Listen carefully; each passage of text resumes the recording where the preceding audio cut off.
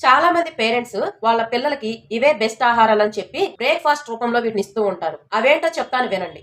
Number 1, పాలిస్తారు కానీ దాంతో పాటు బ్రెడ్ ఇస్తారు. ఇక ఆ పాలల్లో ఉండే పోషకాలు వీళ్ళకి అందవు. నెంబర్ 2, పాలిస్తారు, దాంట్లో చాక్లెట్ వేస్తారు, ఇంకా పంచదారలు ఎక్కువ వేసేస్తూ ఉంటారు. దీని వల్ల కూడా పాలల్లో ఉండే పోషకాలు వీళ్ళకి అందవు. పాలు ప్లస్ కాన్ఫ్లెక్స్ ఇవి కూడా ఇవ్వకూడదండి. నెంబర్ 4, పాలు అలాగే బిస్కెట్, అలాగే పాలల్లో బూస్ట్, హార్లిక్స్, కాంప్లెక్స్ ఇలా రకరకాలవన్నీ కలుపుతూ ఉంటారు. ఇవి కూడా మంచిది కాదండి. మరి మా పిల్లలు ఇవే బాగా తింటారు కదా, ఎందుకు మీరు వద్దు అని చెప్తున్నారు, వీటిలో ఎందుకు పోషకాలు ఉండవు అని అంటారా? ఒక్కసారి చెప్తాను వినండి. ఇప్పుడు నేను చెప్పిన వాటిలో పోషకాల కంటే కూడా షుగర్స్, రిఫైన్డ్ కార్బ్స్ మాత్రమే ఉంటాయి.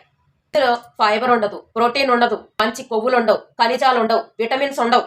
కాబట్టి ఇలాంటి వాటిని దూరం చేయండి. ఇవి రోజు ఇవ్వటం వల్ల మీ పిల్లల్లో ఏం జరుగుతుందో తెలుసా?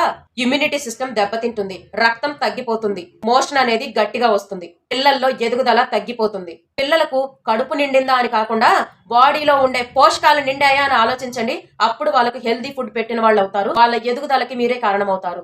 దోశ, ఇడ్లీ ఒకటి పెట్టేసి వాడు సరిగ్గా తినలేదు అని చెప్పడం, ఏవేవో పెట్టేసేయటం ఇలా చేయకండి.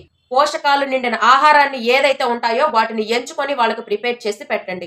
పెసరపప్పు దోశ లేకపోతే రాగిపిండి దోశ వేయటం, ఇడ్లీలో రాగిపిండిని మిక్స్ చేయటం, మిల్లెట్స్ తో దోశలు వేసుకోవడం, ఇలా కొంచెం కొంచెం డ్రై ఫ్రూట్స్ ని, డ్రై నట్స్ ని చేసి ఒక లడ్డూలా చేసి ఇవ్వటం, నువ్వుల లడ్డూలు ఇవ్వటం, ఇలాంటివన్నీ చేస్తూ ఉండండి. ఇంకా చాలా రకాలు ఉంటాయి మనం ఇవ్వాలి అనుకుంటే. స్వీట్ కార్న్ కానీ, ఇలా సలాడ్స్ లాంటివి కానీ, మంచి మంచి ఆహారాన్ని వాళ్ళకి ఇప్పటి నుంచి అలవాటు చేయండి. మీరు ఇప్పుడే ఇవన్నీ ఇస్తే రేపు పెద్ద అయిన తర్వాత పిజ్జాలు, బర్గర్లతోనే బతికేస్తూ ఉంటారు. వాళ్ళ లైఫ్ అర్థాంతరంగా ఆగిపోతుంది.